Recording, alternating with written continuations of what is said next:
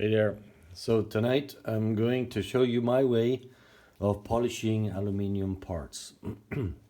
We are aiming for this kind of finish. I've done this today.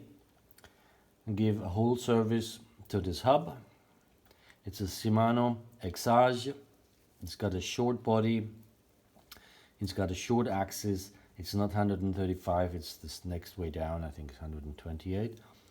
So, which is what I wanted. I looked for the shortest one that was in my collection of Dongshis, and it didn't look this beautiful. That I can guarantee you when I started. It's healthy and has good races. I took the whole thing apart. I flushed out the free hub body. I'm gonna put only 4 gears on that, but that's another story. So tonight is the story of how to polish vintage aluminium pieces. So I usually work with high quality items like this. These Shimano pieces polish up extremely nicely, and the same thing is usually the case with vintage Italian stuff. Let's see what we got here. I chosen this. This is my favorite rim for the job on hand. It's I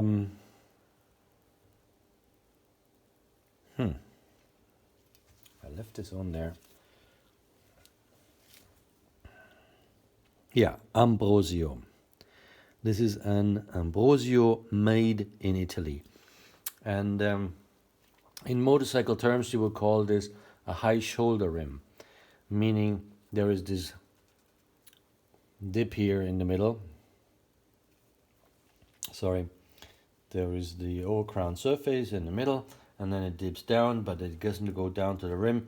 It goes back up, and it has this sharp edge there, which is the high shoulder. On motorbikes, you get this much higher. This is out of the days when the aluminium wasn't as good as later, and they needed the profile to give the rim strength. Now what I've done here a long time ago, when I separated this wheel, I cleaned it with your mom's kitchen cleaner. I used the British stuff because to my experience this is the very best one. The thing is, once you've used it on the first day, you add water to it, it starts to rust. So it's actually good for one job or 2 or 3 if you do it consecutively, but when it gets too old it starts to rust. So please, I'm gonna apologize right away that I got a serious cough, and if I start coughing I might have to cut the video in. So I want to take off this marker that I made myself. It says here 36 holes, and the inside and outside dimensions. So it's a relatively wide rim, which is what I was looking for. So this will be for my hot rod bike, 36 hole, 19.525 millimeters respectively, inside outside.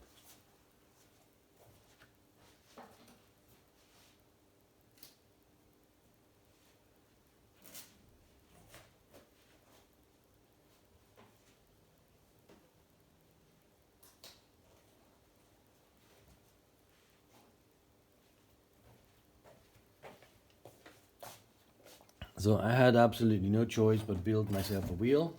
This will only be the second time I actually built a wheel. The beauty about doing so is that you can choose each ingredient as you please, and while the wheel is separated, you obviously can deal with each part separately, which really makes it much easier. Once you know what you're doing, it's not all that much work. Don't do this to earn money. I recommend this is for yourself, and then you do it with love, and it's the best wheel you ever will have. It's easy enough. I followed some, I think I followed Spindat's tutorial.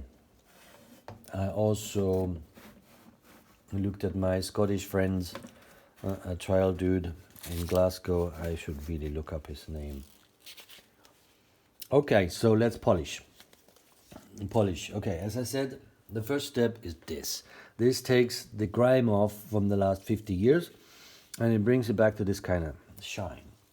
I'm only going to work on the inside, not on the outside. The working surface I'll leave in peace because I don't really want a shiny wheel per se, but I also don't want to go back later and then work around the spokes. So I'm going to polish the inside of the wheel and I leave the outside well in peace. So I use water. And this is basically how a car painter applies his sandpaper. So you get a quarter of a page, A4 page, fold it in the middle, and you have the control of your full hand if you want to. In this case I'm holding it between my hand and my thumb. Am I on the page? Hand and thumb. And then I'm going to guide it with my index finger. So when sanding something that has valleys, you need to focus on the valleys. That is the hardest part. And I'm going to give some very nice, smooth, long motions.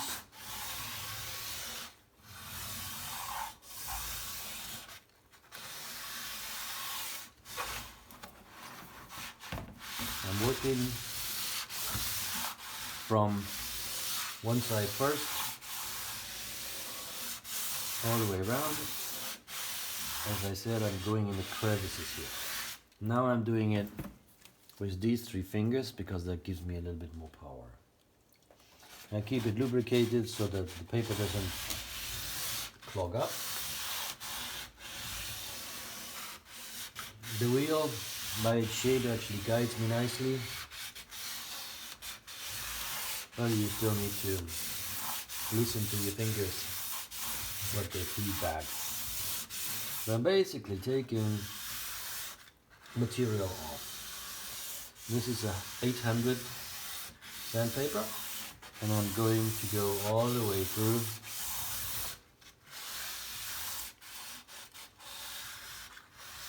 the steps, 1000, 1200 and so on, until I arrive at 3000.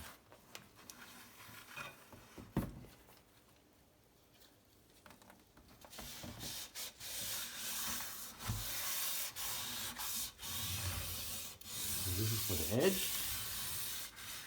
this is for the valley, this is my 3 fingers. God forbid you do this without gloves. Your fingers will get absolutely nasty. And these aluminium shavings are nasty. They get married to your skin and stay there. Really, really hard afterwards for your skin to recover. So I recommend to not do that.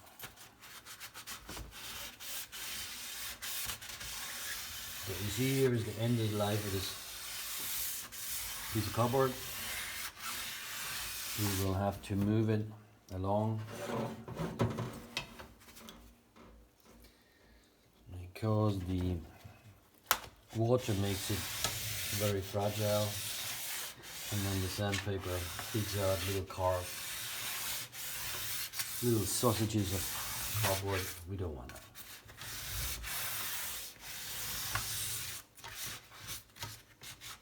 So I'm giving it about 10 passes.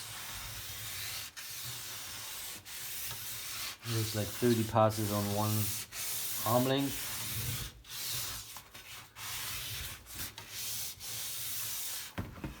And if you never do repetitive movements with your hands, your arms will let you know tomorrow what you've done today. Obviously the setup requires a little bit of effort, so I like to finish the job because I'm also making a mess and I need to clean it up. And whether you start this job twice or once or 3 times, the amount of time it takes to clean up afterwards is the same. So it's more efficient to finish the sanding job in one go. What you can also do is use your other arm. I'm obviously left-handed, so I must have started somewhere here. And I tend to do everything with my left arm, which sometimes means that you run out of arm. You run tired. Okay, now you cannot see what I'm doing, but trust me, I'm just using the right arm. Actually, I could move the camera. How about that? Yeah. Clever papa.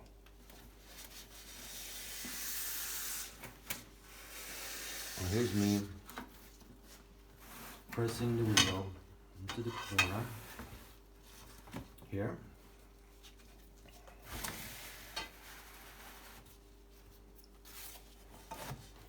It's always good to work on something that is kind of fixed.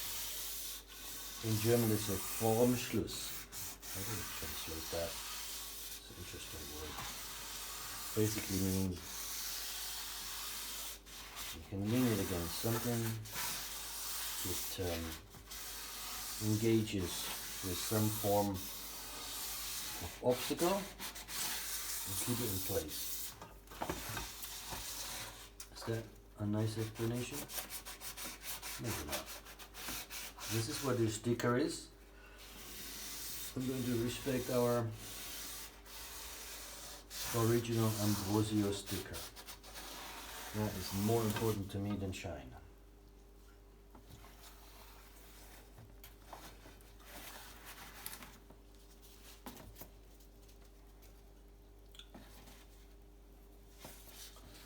Yep, I'm just going to pass it with the tiniest amount of sandpaper.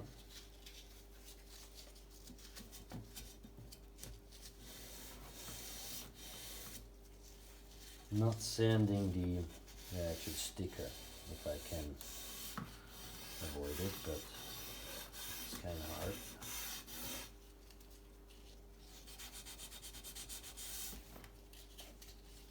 Since I've doubled it up now, I'm also going to go along the center one more time. A little bit of extra force because that's where the deformation happened.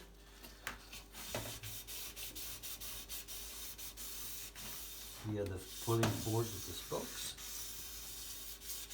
So we'll revisit this from that side. Okay. I'm going to do this on the lower side, and I'm sorry, but I know you're watching from behind. I'm now in the lower crevices passing the sticker. I could momentarily change the position. Okay, so here's what I was doing. I folded the sandpaper so I can get into this valley, shall I call it? Valley, is that a good one? Okay. Mind you, I'm going to do that 7 times with all kinds of different papers. But I am assuming that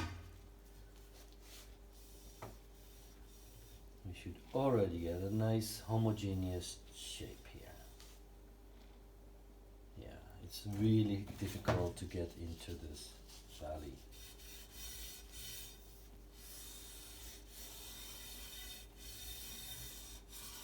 Yes, really the part that I need to concentrate. And here, see how it slipped again into my left arm. This poor left arm does all the work. Really need to try not to do that. So do all the simple things with your non-writing arm. You usually do less with that. because you have less control. So now I'm specifically focusing on being inside the groove. So it's the folded paper. It works. So obviously I didn't need to bother too much about dealing with the highs. So this is where I must have started. Yep. So here's another thing. It's much better to start a job like that at the hole for the valve, and then you know where you started, because you'll forget that. Trust me. Now we're on the opposite side, so I've done this part. I need to do this one. So doing right arm, okay. Push it in to the wall and move nice and carefully. Carrying too much water here. Right. I need to tell you that's not very good. So for me, so I will go back to the original positioning, and you can basically film from here. Keeping things clean. I don't like to clean up, so I try and avoid mess. That's kind of my style. What I don't make, I don't need to do. A little bit of cleaning up here and there goes the wrong way. Avoiding extra work later. This is my style. You may do yours. This is definitely mine.